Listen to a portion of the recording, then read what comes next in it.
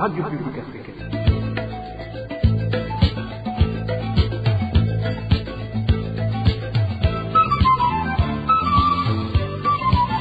Radio Publique Africaine.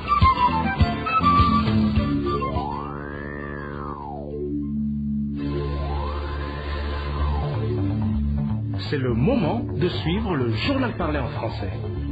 À la présentation, Josiane Mouzanez.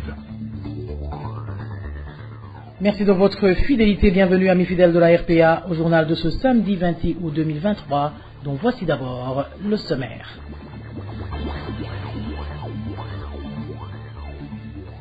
À 2 semaines de la rentrée scolaire, le ministère de l'Éducation n'a toujours pas communiqué la note requise pour passer au cycle post-fondamental. Côté parents, c'est la désolation totale, car ils craignent de ne pas être à mesure de se procurer le matériel scolaire à temps.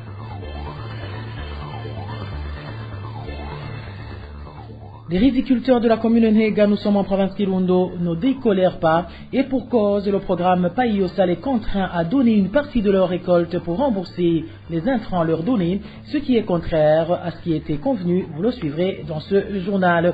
Et comme tous les samedis, la deuxième partie de ce journal est consacrée au mini-magazine au cœur de la société. Et aujourd'hui, il sera question de l'insécurité qui règne en commune Mabaï de la province Chibitoke. Voilà pour les grandes articulations. Bien le bonsoir chez vous, mesdames et messieurs. Tout de suite, le développement de ces titres.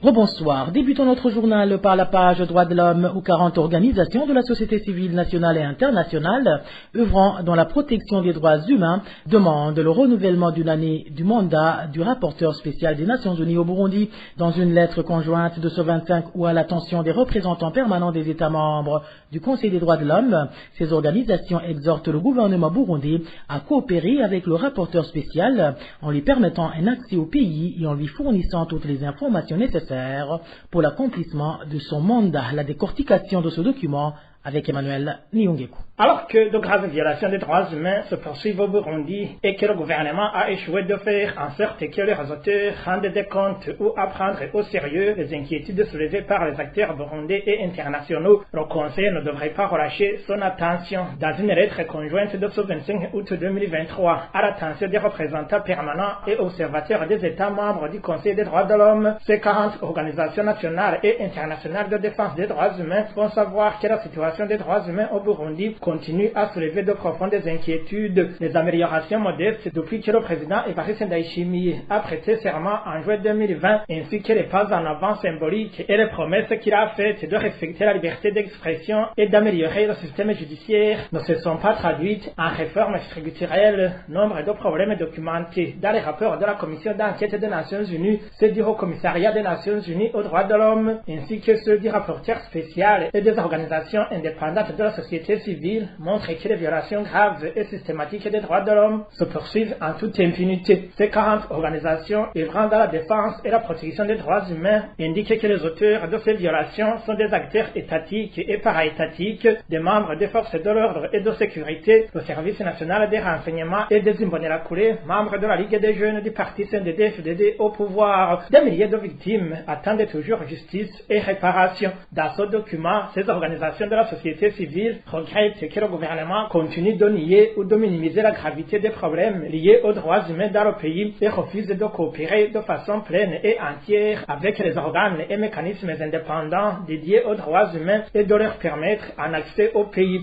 Selon ces 40 organisations, ce comportement est d'autant plus inquiétant dans la mesure où le Burundi est candidat pour un nouveau mandat de 3 ans en tant que membre du Conseil 2024-2026 après un premier mandat 2016-2018 marqué par l'échec du gouvernement à respecter les normes d'appartenance au Conseil. Considérant la poursuite de graves violations des droits humains, l'absence de progrès durable relatif au sujet d'inquiétudes majeures, notamment l'espace civique, des risques sont visibles de violations supplémentaires, y y compris des élections législatives de 2025 et présidentielles de 2027. Les autres inquiétudes concernent le manque d'indépendance de la Commission nationale des droits de l'homme, CNIDH. En tout état de cause, ces associations demandent, lors de la prochaine session du Conseil, 11 septembre 13 octobre 2023, le renouvellement du mandat supplémentaire d'une année pour le rapporteur spécial et garantir des ressources financières adéquates pour son travail de suivi et de documentation de la situation. Elle réitère que tous les États membres du Conseil des droits de l'homme devraient observer les normes les plus strictes en matière de promotion et de protection des droits de l'homme et engage vivement tous les États candidats à un siège de membres du Conseil, y compris le Burundi, à être attentifs à ces normes. Cette association exhorte ainsi le gouvernement burundais à coopérer pleinement avec le rapporteur spécial, y compris en lui permettant un accès au pays et en lui fournissant toutes les informations nécessaires au plein accomplissement de son mandat. Emmanuel Niyongeko, le gouvernement du Burundi aurait dû consulter les habitants de la capitale économique avant de penser à la modernisation de cette ville.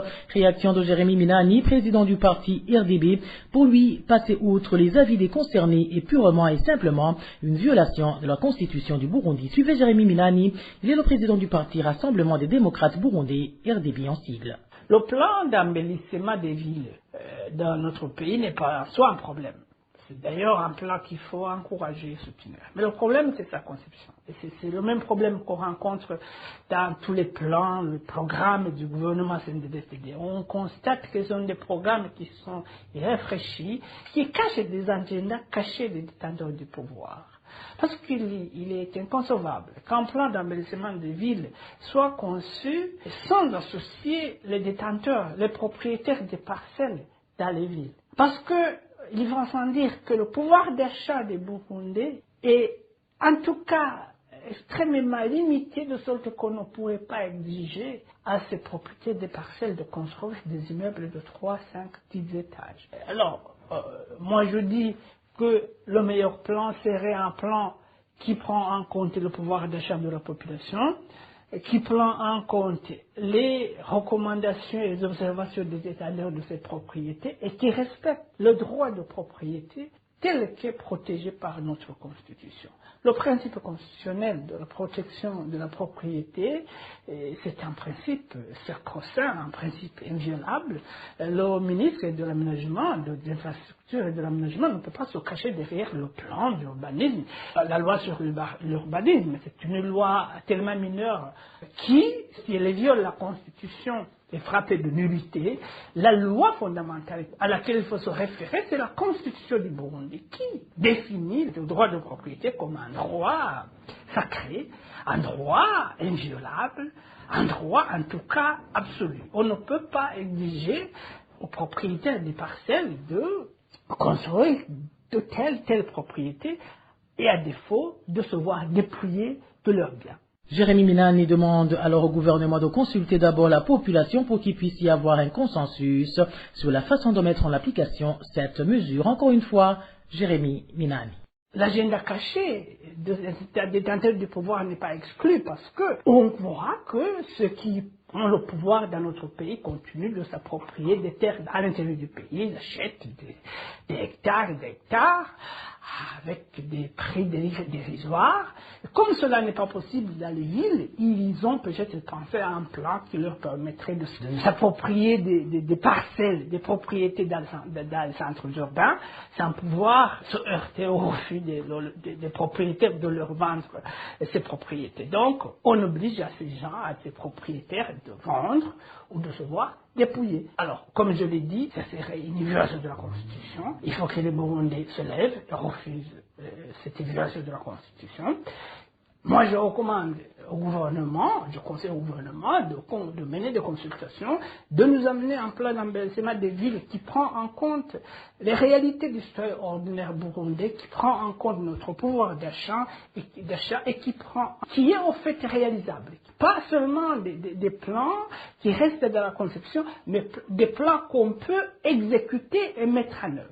Pour rappel, le gouvernement burundais a annoncé son nouveau plan d'urbanisation de Bujumbura le 16 courant. Dans la mise en application du nouveau plan, le ministère des Infrastructures a indiqué que les propriétaires des parcelles qui ne pourront pas être capables de se conformer à l'image de la ville d'ici 2040 se verront dépossédés de leur propriété. Et en page éducation, les parents des élèves qui ont passé le concours national édition 2022-2023 se plaignent du retard enregistré dans la publication de la note exigée pour passer à l'enseignement post-fondamental. Comme conséquence, ils ont du mal à se préparer à la prochaine rentrée, surtout en ce qui est du matériel scolaire, et cela à seulement 2 semaines de la rentrée. Le point avec Elvis Neomongere. Ces parents et élèves qui ont fait le concours national édition 2023 disent qu'il aurait été mieux si les sections d'orientation auraient été rendues publiques au moins un mois avant la rentrée scolaire. Cela pour qu'ils puissent acheter les objets scolaires tels cahiers, uniformes et autres. Il précise que maintenant qu'il faut face à une pauvreté précaire, il voudrait acheter ces objets progressivement dans la mesure où ils ne peuvent pas avoir de l'argent pour les acheter à un seul coup. Il révèle ça à peu près 2 semaines de la rentrée scolaire qui est prévue au 11 septembre prochain, alors que les sections d'orientation ne sont pas encore publiées ni la note minimale d'accès à l'enseignement post-fondamental pour eux, les sections d'orientation et cette note minimale d'orientation risque d'être publiée, risque d'être publiée à quelques jours de la rentrée et ainsi ils auront de la peine à avoir un seul coup de l'argent pour acheter une forme et cahier en même temps. Ils expliquent qu'il faut d'abord connaître sa section et son école d'orientation pour ensuite connaître quel uniforme et quel objet scolaire acheter. Cela étant, ils avouent que jusqu'à présent, personne parmi les élèves qui ont fait le concours national n'a encore acheté les objets scolaires. Les parents et élèves demandent donc au ministère en charge de l'éducation de tenir compte dans l'avenir des bienfaits, de rendre public plus tôt possible la note minimale de réussite au concours national et les sections d'orientation. Je vous le disais en titre, le Païosa est accusé par les habitants de la commune Nega, province Kirundo, d'être en train de les arnaquer. Initialement prévu que les riziculteurs allaient rembourser les intrants leur donnés par ce programme après avoir vendu leur récolte.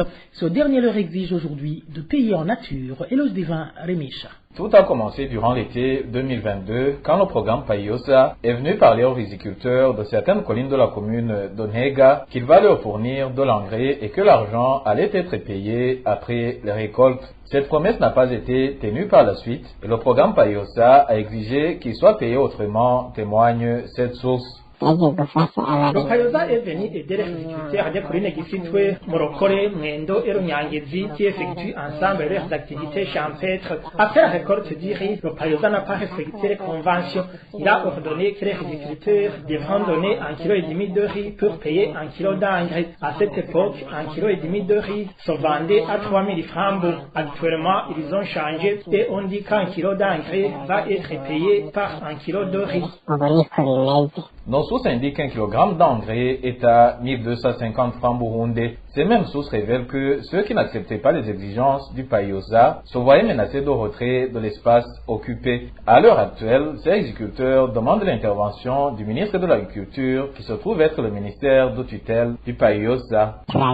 Nous cultivons et récoltons juste pour le Païosa, alors que nos familles meurent de faim. S'ils veulent nous donner de l'engrais, qu'ils acceptent qu'on paye de l'argent, mais là aussi on va payer au prix officiel. Nous sollicitons vraiment l'aide du ministre de l'Agriculture pour qu'il arrête ces pratiques du Païosa. La rédaction de la RPA a tenté de joindre par téléphone le ministre qui a dans ses attributions l'agriculture, Sanctus Niragira, pour recueillir sa réaction, mais en vain. Éloge Divin, Rémicha, de Kirundo, Cap sur Ruyigi, où il s'observe un manque criant d'eau potable. La commune la plus affectée est celle de Outaganzwa, qui vient de passer près de 2 ans sans eau potable, d'où ses habitants craignent d'attraper des maladies des mains sales. Les détails avec Dani Claire, il la trouve. Les collines les plus touchées par le manque d'eau potable sont Mugege, Rubambagire, Nyarurambi, Gishuvi, Gikwiye, Kirambi, Kirangara, Rugongo, Kizigama et Marambia. Selon des témoignages sur place à Outaganzwa, sur 39 collines qui composent cette commune, 12 seulement ont de l'eau. Les habitants ont de reste des collines, les autres collines utilisent l'eau des rivières. D'ailleurs, Même les 12 communes supposées avoir de l'eau potable connaissent des troubles récurrents en alimentation. Si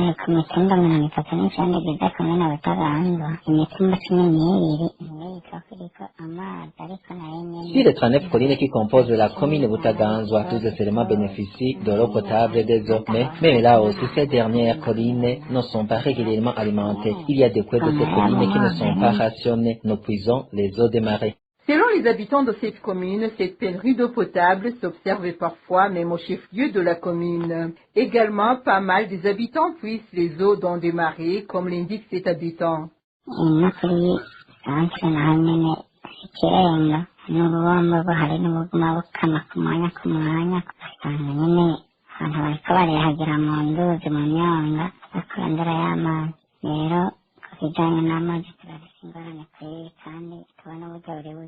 Même au chef-lieu de la commune, c'est presque la même chose. L'eau n'est pas régulièrement rationnée en eau potable. Les habitants puisent les eaux dans les marais. Vraiment, nous avons un problème. Nous risquons d'attraper des maladies de mes sales. Les habitants de la commune de Butaganzwa demandent au gouvernement de trouver une solution à ces problèmes qui durent des années. La rédaction de la RPA a essayé de joindre Rémi Daloufatillé, administrateur de la commune de Butaganzwa, mais sans succès.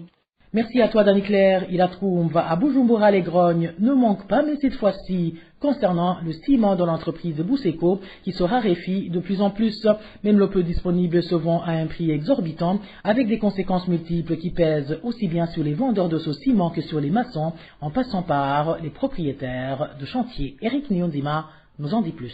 Il n'est pas aussi aisé de trouver du ciment de l'entreprise Buseco en mairie de Bujumbura dans différents dépôts où il est normalement vendu. À côté de sa pénurie qui est devenue de plus en plus remarquable, ce produit incontournable dans la construction et qui est fabriqué au Burundi est vendu à un prix exorbitant, une chose qui est contraire à son prix officiel tel qu'annoncé par le gouvernement. Cet habitat de Bujumbura témoigne.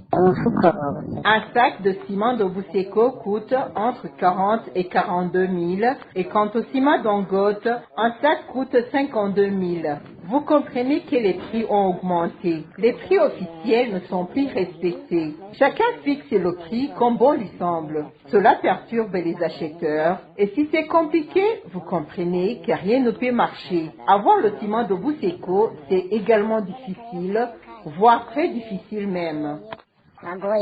Les conséquences liées au manque de ce ciment de Buseco sont devenues plus que simples selon la population. Actuellement, le ciment Buseco est vendu de façon clandestine comme si c'était un produit prohibé. Personne ne peut dire qu'il s'agit d'une simple pénurie car actuellement, même les commerçants qui vendent le ciment de Buseco le vendent de façon clandestine comme s'il s'agit du chanvre. Ils se cachent du fait qu'ils cherchent aussi à avoir de bénéfices, c'est-à-dire que pour le moment, si tu n'as pas 42 000 sur toi, tu ne peux même pas oser demander le ciment Buseco. Ainsi, certains parmi ceux qui utilisent le ciment de Buseco optent pour l'abandon de leur construction et les commerçants abandonnent de leur côté le commerce de ce produit. De plus, à cela s'ajoutent les taxes de l'Office burundais des recettes, donc la seule option est d'abandonner. Nos sources parmi ceux qui utilisent souvent le ciment de Buseco, surtout les maçons, demandent au gouvernement de faciliter l'importation et l'entrée du ciment en provenance de l'extérieur du pays pour permettre la concurrence. La rédaction de la RPA n'a pas encore pu joindre les responsables de l'entreprise Buseco pour s'exprimer à ce propos. RPA.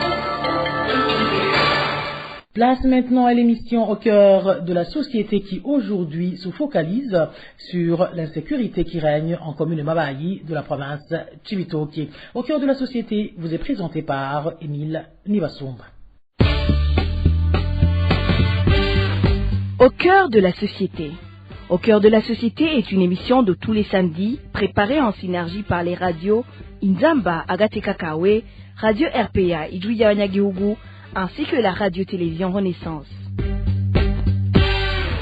Il a récemment fait une descente à Mabayi pour mettre en garde la population de cette commune de la province Cibitoke. Le Premier ministre Gervais Ndirakobucha a demandé aux habitants de Mabayi de cesser de collaborer avec les rebelles rwandais basés dans la réserve naturelle de la Kivira.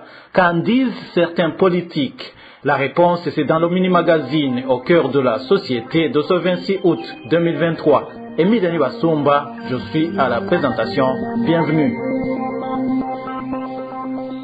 C'était le mardi dernier lorsque le Premier ministre Gervais Ndirakobucha a effectué une descente à Mabayi. C'était après les accrochages avec les rebelles rwandais qui ont coûté la vie aux militaires et à un chef des Imbonerakure de cette commune. Gervais Ndirakobucha a exhorté la population d'arrêter toute collaboration avec les rebelles rwandais.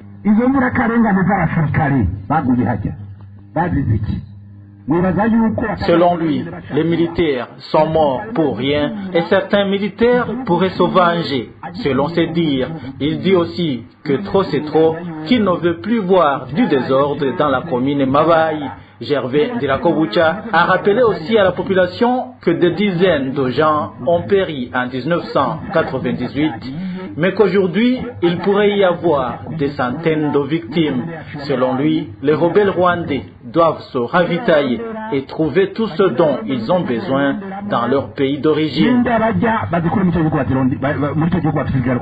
Au micro de nos confrères de la télévision Renaissance, le président de la coalition politique Sefor Arusha, Frédéric Bamvuginyumvira, estime que les habitants de Mabayi n'y sont pour rien parce que c'est le régime du CNDD-FDD qui a amené ces rebelles rwandais sur le territoire burundais. La question de la présence des FDLR dans la Kibira est une question qui a été développée, traitée depuis très longtemps parce qu'on avait compris que le pouvoir de Nkurunziza avait décidé de négocier avec ces gens-là pour qu'ils puissent être installés dans la Kibira en vue de rentrer aisément à partir de la Kibira. Et la question que l'on peut se poser aujourd'hui, est-ce que l'intervention du Premier ministre Gervais Ndirakobucha signifie que c'est la fin de la relation entre le pouvoir de Gitega et les FDLR, ou cela signifie que c'est fini la collaboration entre les deux organisations? On peut peut-être se le dire comme ça, mais la question qui reste posée, qui est-ce qui a poussé M. Gervais Ndirakobucha, le Premier ministre burundais, à intervenir de la manière? On ne sait pas ce qui se passe, nous n'avons pas toutes les informations nécessaires. Mais du point de vue de la Sefor Arusha, nous avons notre propre considération. Lorsque ces FDLR sont installés dans la Kibira, cela signifie qu'il y avait quand même le consentement du pouvoir de Gitega ou de Bujumbura avant. Voilà, s'il y avait un consentement, qu'est-ce qui se serait passé pour qu'il y ait une telle intervention? Peut-être qu'il y a ce dialogue entre le pouvoir de Gitega et le pouvoir de Kigali, quitte à ce qu'ils s'entendent sur cela. On ne le sait pas non plus, parce qu'on n'a pas toutes les informations qu'il faut pour qu'on puisse prendre une position. Mais est-ce que ça va terminer la relation entre le pouvoir de Gitega et ces FDLR? Peut-être que non, parce que s'il y avait une détermination entre les deux, suite au dialogue qui existerait entre Kigali et Gitega, nous verrions le pouvoir de Gitega, le pouvoir de Kigali se rencontrer dans la Kibira pour chasser les FDLR. Ce sera un signe évident que du côté de Gitega, il y a un engagement ferme. Et si on ne voit rien dans ce sens-là, nous considérons que ce seront toujours des mots, mais des mots qui cachent pratiquement la réalité. Et voilà, c'est par ici que nous mettons un point final au mini-magazine au cœur de la société de ce 26 août 2023. Merci à vous tous qui nous avez suivis. À la présentation, c'était Émile Nibasumba. À samedi prochain, si Dieu le veut. C'était l'émission Au cœur de la société.